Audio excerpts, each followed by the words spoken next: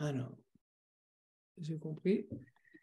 Allez, bonjour à tous, soyez les bienvenus dans le Club Bâtiment avec aujourd'hui un sujet très intéressant, c'est les 4 conseils pour améliorer sa vie de couple quand on est dirigeant dans le secteur du bâtiment avec notre ami Olivier. Salut Olivier, ça va? Salut Fred, ça va bien? Merci beaucoup de faire cette petite entrevue tous les deux. Merci de m'inviter, Eh c'est ben, chouette. avec plaisir. Alors déjà, en préambule, comme toujours, est-ce que tu peux te présenter pour nous apporter un petit peu de contexte par rapport au bâtiment et au sujet qu'on va aborder aujourd'hui? Alors, oui, volontiers. Moi, ça fait 20 ans que je suis entrepreneur dans le secteur du bâtiment. Et puis, c'est vrai que depuis la période Covid, qui a été assez compliquée pour pas mal d'entre nous, je me suis réorienté en fait dans le coaching et l'accompagnement des hommes sur les problématiques de couple. Et en fait, on voit qu'il y a une incidence en fait entre ce qui se passe à la maison et après ce qui se passe dans l'entreprise ou au travail. Donc, c'est cette approche-là qui m'intéresse en fait. Ouais, c'est vrai que tout est lié dans nos vies d'entrepreneurs et de vie de couple. C'est un équilibre au total. Alors du coup, pour toi, ça serait quoi les 4 conseils pour améliorer sa vie de couple globalement quand on est dirigeant? Alors, moi, déjà, j'aimerais rebondir sur la notion de dirigeant. Ce que je trouve intéressant dans les dirigeants, c'est qu'en fait, c'est des entrepreneurs, c'est des gens qui ont fait des choix, c'est des gens qui prennent des décisions. Et c'est vrai que dans les hommes que j'accompagne, c'est parfois des problématiques que certains hommes ont parce que la plupart ne sont pas dirigeants, hein. Donc, ils ont des difficultés à se positionner, des difficultés à faire des choix. Et c'est vrai que je remarque que les dirigeants, les entrepreneurs, les auto-entrepreneurs ont un rapport dans le couple qui souvent, même s'ils travaillent énormément, est beaucoup plus équilibré que certains couples qui sont les deux salariés et du coup ils s'éloignent et se perdent un petit peu de vue. Et c'est vrai que beaucoup de dirigeants sont évidemment impliqués dans leur entreprise et souvent en parlent à leur femme qui elle-même est parfois impliquée dans l'entreprise, soit le week-end pour donner des coups de main en compta, soit régulièrement parce qu'elle participe à certaines tâches de l'entreprise. Donc il y a déjà ce qu'on appelle un projet commun en fait. Et ça, c'est un point qui est vachement important dans le couple. Mais j'y reviendrai après quand j'énumérerai les quatre points D'accord. clés. Alors, donc, du coup, premier conseil, ça serait quoi pour toi? Alors, le premier conseil, c'est comprendre sa femme, parce qu'en fait, j'utilise expressement un petit peu comprendre, parce que pour nous, les hommes, parfois, on a de la peine à comprendre les femmes, hein, il faut se l'avouer. Comprendre, parce qu'en fait, un des thèmes que j'aborde, c'est les reproches. Les reproches viennent de la frustration, c'est-à-dire qu'on a une valeur qui n'est pas nourrie, on ne se sent pas soutenu, donc on a de la frustration. Et les femmes ressentent souvent de la frustration par rapport au comportement qu'on peut avoir. Et en fait, elles vont nous faire des reproches. Et ça, en tant qu'homme, on subit tous au quotidien, ou en tout cas chaque semaine, les reproches de nos conjointes. Et en fait, le reproche, c'est vraiment une idée de reproche. C'est-à-dire qu'elle cherche à travers le reproche à se rapprocher de nous. Donc, c'est pour ça que, évidemment, moi, quand ma femme me fait des reproches, je suis là, je bloque, limite, je sors, je vais à la salle de sport ou je vais à l'atelier, j'ai encore des fiches à compléter ou des commandes à faire. Et en fait, ça, c'est la première erreur à ne pas faire. C'est-à-dire que comprendre sa femme, ça veut dire que quand elle nous fait des reproches, il faut sauter sur l'occasion pour se rapprocher d'elle et lui dire, voilà, je t'entends ma chérie, tu veux qu'on parle de ceci, de cela, prenons un moment ou regardons ça plutôt ce soir, là c'est le matin, tu vois un petit peu le… Ouais, c'est comme avec les collaborateurs. Ça veut dire qu'il faut être à l'écoute et de ne pas fuir. C'est ça? C'est exactement ça. C'est-à-dire que dès le moment qu'une conversation est sollicitée, un échange est sollicité, c'est exactement comme pour les collaborateurs. il faut soit reporter parce que ce n'est pas le moment, hein, ça peut aussi, c'est assez souvent le cas, mais il faut vraiment profiter de cette fenêtre pour mettre les choses à plat. Donc, c'est ce premier point où je dis, ben voilà, il faut comprendre sa femme, c'est-à-dire vraiment essayer d'aller vers elle, au dialogue. Ne pas laisser grossir la frustration et tout de suite percer les points de discorde que madame exprime. Voilà. C'est ça, c'est ça. Et c'est vrai qu'avant, en amont de tout ça, il y a un élément qui est vachement important, c'est les différences hommes-femmes. Et en fait, c'est vrai que nous, on a la capacité en tant qu'hommes de faire avec. Hein. Il y a un problème, eh ben, on fait avec. Hein. Il y a une machine qui ne marche pas aujourd'hui. Pendant une semaine, il faut attendre que les gars viennent pour la réparer. Eh ben, on fait avec, puis on va s'arranger autrement. Le week-end, on est en balade, on commence à marcher en montagne. On a un petit caillou dans notre chaussure. C'est ce que j'appelle l'exemple du petit caillou. Nous, on a un caillou dans notre chaussure, on vient de commencer la marche, c'est bon, dans 2 heures, on est en haut, on sort le sandwich, on enlèvera le petit caillou à ce moment. La femme, pas du tout.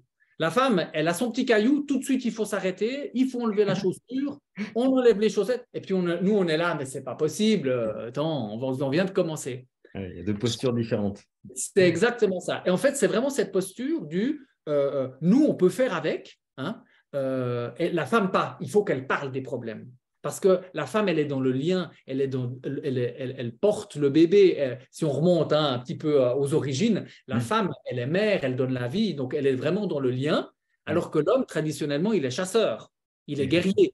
Et en plus, nous qui sommes dirigeants, bon, généralement, les petites futilités, on n'a pas trop envie de s'y attarder, quoi. Et puis surtout, c'est aussi notre force.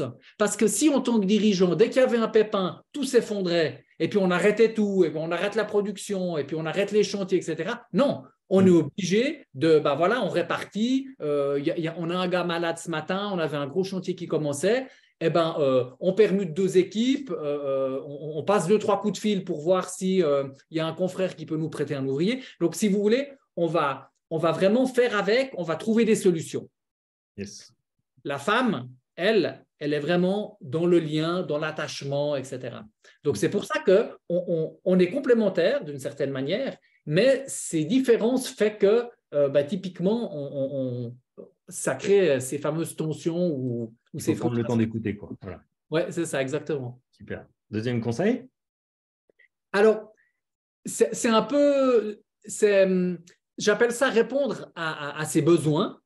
Parce que dans le programme que je propose, on va vraiment essayer de voir quelles sont les valeurs hautes de son épouse et de voir aussi quelles sont nos valeurs hautes. Alors évidemment, pour les dirigeants d'entreprise, une des valeurs hautes, c'est l'entrepreneuriat, c'est la direction de l'entreprise familiale, c'est faire fructifier ce qu'on nous a légué ou ce qu'on a construit.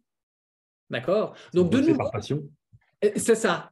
Et en fait, c'est vrai que chez les dirigeants, c'est pour ça que c'est une classe un petit peu à part, qui est déjà, on va dire, prédisposée à ce que leur couple fonctionne bien, parce qu'ils ont déjà cette faculté de prendre des risques, d'aller voir, étudier un marché, de se remettre en cause. Hein.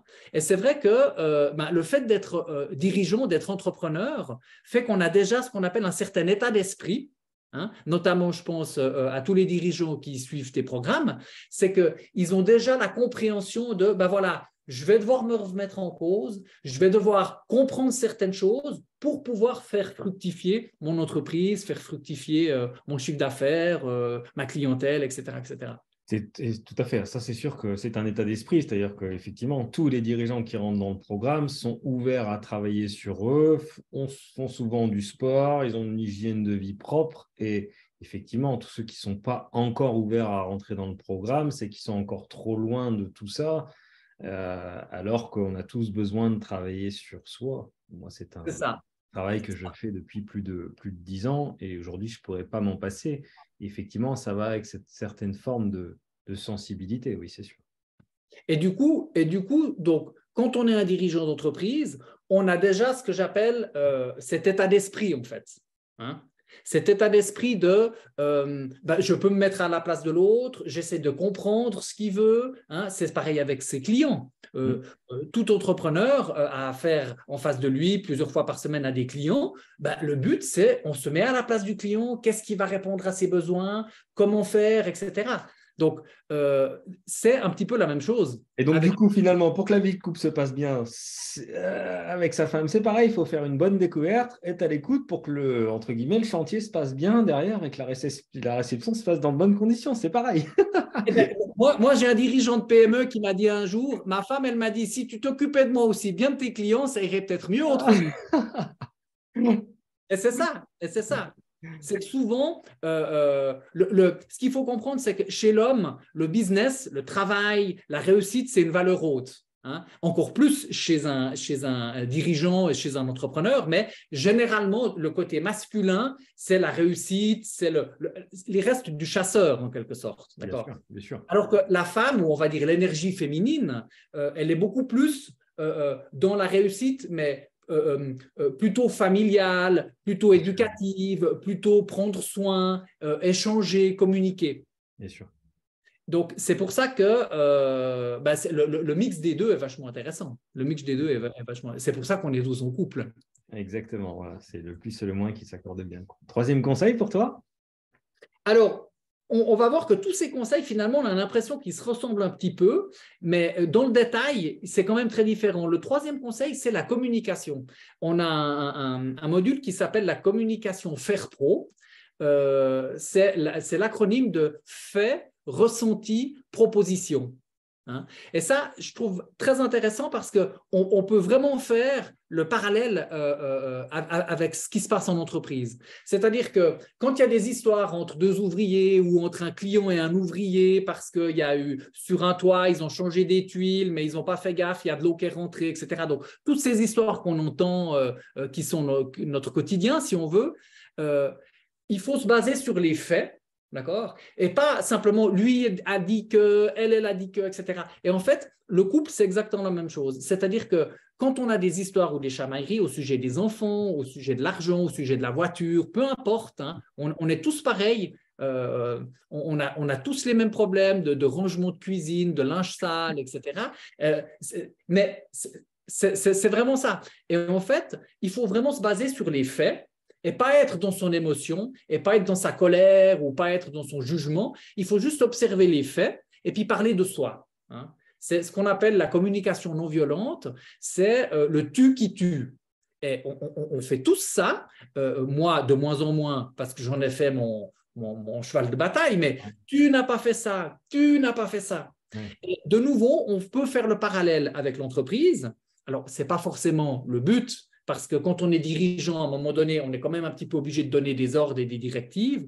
Mais c'est vrai que le tu qui tue, on remarque que même chez les top managers, quand ils vont faire des cours dans la banque ou dans la finance, pour justement apprendre à manager des équipes en communication non violente, on se rend compte qu'on doit parler de soi. Exactement. Et d'ailleurs, je conseille au passage un livre qui sont les 4 accords Toltec, qui sont absolument formidables là-dessus. Et puis également, un livre, je crois que c'est Dale Carnegie, c'est Comment se faire des amis. Donc, le titre n'est pas en alignement avec ce qu'il y a dedans, mais ce qu'il y a dedans, c'est vraiment intéressant. C'est tous ces principes-là qui sont effectivement sur le fait de ne pas aller commenter, le fait de ne pas aller dire vous devez faire ça. Et effectivement, le fait d'être vraiment recentré sur soi, et de laisser glisser les choses, ça améliore grandement l'équilibre et surtout, ça permet d'être moins en tension soi-même, quoi. D'être toujours en confrontation. Les 4 accords Toltec, c'est vraiment c'est la Bible de beaucoup. Disons que c'est le départ de plein de choses. Ouais, ça, yes. Bravo pour ça. 4e conseil ? Alors, juste pour finir cette histoire de communication, nous, les hommes, il y a quelque chose qu'on déteste, c'est discuter pendant des heures.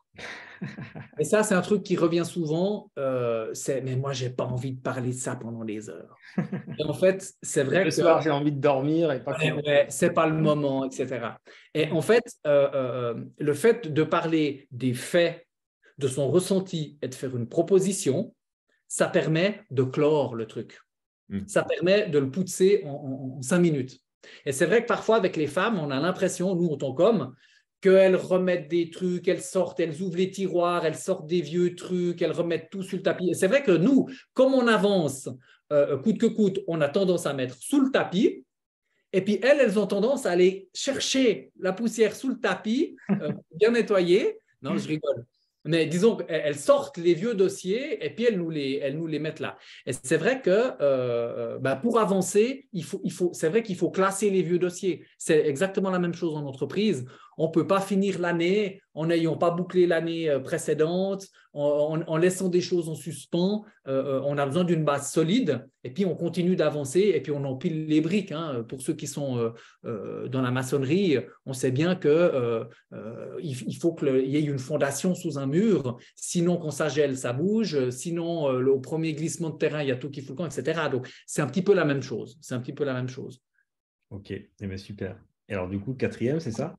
Ouais. Alors, le 4e, c'est tous les couples qui réussissent sur le long terme. Hein, parce qu'en fait, la problématique, elle est souvent là. C'est qu'on se rend compte qu'au début, on se rend compte, c'est magnifique, on est tout amoureux. Les premières années, ça passe bien parce que voilà, les choses se mettent en place, etc. Et assez rapidement, on rentre dans cette phase qu'on appelle de conflit, de lutte des pouvoirs. Et puis, c'est là où beaucoup de couples se séparent. D'accord? Les intérêts divergent, on tient l'autre pour responsable de tous nos problèmes, enfin bref. Et les couples qui réussissent, c'est vraiment des couples qui ont un projet ou des projets communs. Hein. Et c'est assez facile. Les projets communs, ça peut être préparer un voyage, ça peut être préparer l'avenue d'un enfant. C'est toutes ces choses de la vie qui font que finalement, on est ensemble sur un sujet. Et ce que je vois beaucoup, moi, dans les entrepreneurs, c'est que comme ils sont passionnés du bâtiment, de leur corps de métier, le fait de faire une entreprise, d'engager du monde, etc. C'est vraiment, la plupart du temps, c'est vraiment des métiers, et en tout cas les gens que je vois, c'est vraiment des gens passionnés par ça. C'est un projet pour eux et ils le partagent souvent avec leur épouse. C'est-à-dire que pas forcément qu'elle travaille avec eux dans l'entreprise, bien que souvent on voit qu'elle participe, hein, de près ou de loin, un peu comme les femmes de président.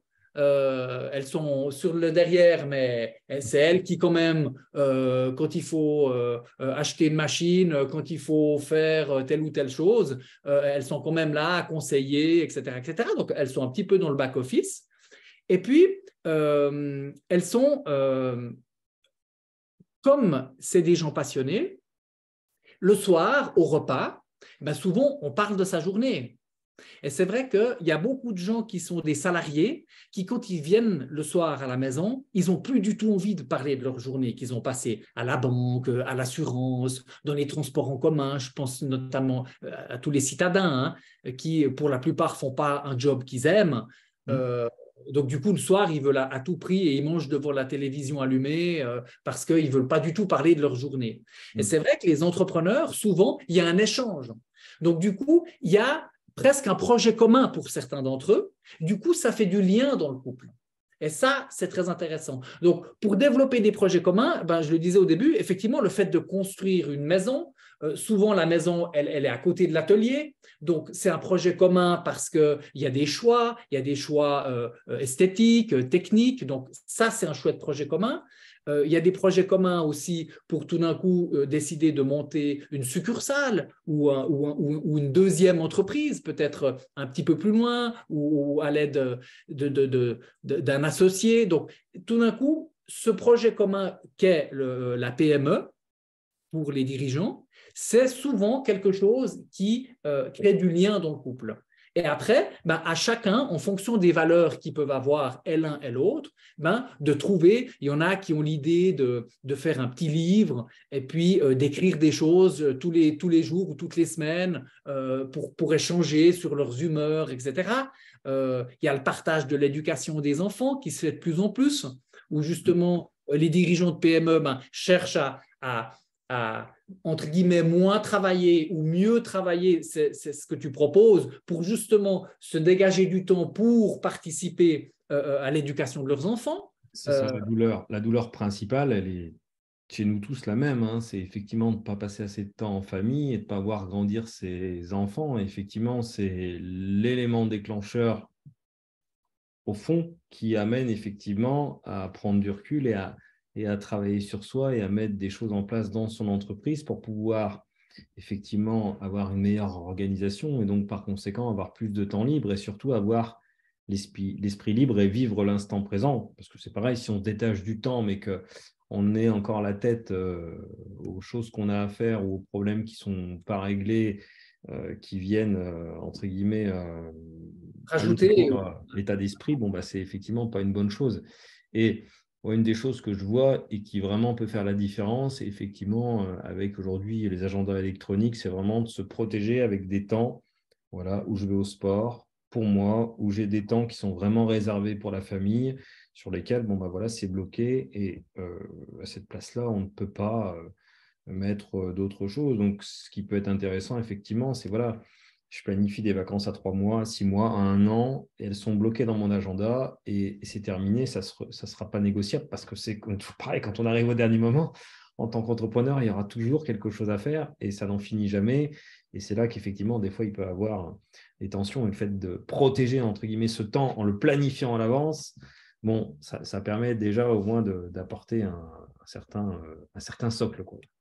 Et c'est pour ça que tes programmes, ils sont très intéressants pour les entrepreneurs. C'est que le fait de mettre en place ce dont tu viens de parler, d'accord, c'est d'ailleurs moi ce que je recommande aux gens, c'est au même titre qu'ils planifient 2 passages par semaine dans la salle de sport, ils doivent planifier 2 fois par mois un restaurant seul à l'extérieur sans enfants avec leur femme, une fois le soir, une fois à midi, parce que les sujets de discussion et les ambiances ne sont pas les mêmes, parce que souvent, les couples ont tendance à se retrouver le soir. Certains ont déjà cette habitude, une fois par mois, c'est la sortie des parents, etc. Mais le soir, il y a une autre ambiance. C'est théâtre, cinéma, on se fait un bon resto, etc. Midi, le lunch, la pause de midi, un plat du jour, une assiette, un buffet de la gare, il est très efficace parce que d'ailleurs, on le fait tous avec des entrepreneurs quand on veut discuter ou avec un client. C'est très souvent à midi parce qu'on est dans une autre énergie. On est plus dans une énergie pour solutionner un problème, pour aller justement peut-être sortir les endroits où il y a des problèmes pour en parler. Alors que le soir, c'est un peu le relâchement, c'est un peu détendu, etc. Et les couples, je recommande vraiment de faire ça 2 fois, une fois le soir pour être plus cool, mais aussi une fois à midi, vraiment pour parler, voilà, écoute, la babysitter, je ne suis pas très content, voilà, la femme de ménage, elle s'occupe de ça, pour moi, ce n'est pas OK. Et c'est vrai que c'est des choses dans beaucoup de familles, on n'en parle pas forcément quand on est à table le soir parce que les enfants, ben, mon Dieu, les enfants, ils font que de parler maintenant quand on est à table. Ils monopolisent un petit peu. Et puis après, tout le monde est fatigué et tout le monde se retire. Donc, c'est vrai que, de nouveau, de s'agender, comme tu le proposes, des moments clés dans la journée, dans la soirée, à midi, pour telle et telle tâche, c'est vraiment le début d'une très bonne organisation. Eh ben, génial. En tout cas, merci Olivier pour ce moment de partage. C'était sympa et je trouvais que le sujet était original. Et c'est vrai qu'on a tous besoin de prendre plus de temps pour sa famille. Donc voilà, bah, n'hésitez pas à partager, à commenter. On mettra également le lien du site de notre ami Olivier. Si ça a du sens pour vous, n'hésitez pas à cliquer et à prendre un rendez-vous avec Olivier. Merci à toi Olivier pour ce moment. Ben, merci à Fred de m'avoir accordé comme ça dans tes journées un petit peu très chargées, tu m'as dit. Ça me fait vraiment plaisir d'avoir passé cette demi-heure avec toi. C'est vraiment très chouette. Merci beaucoup, hein, Fred. Merci Olivier. Salut tout le monde. Allez, au revoir, merci. Merci.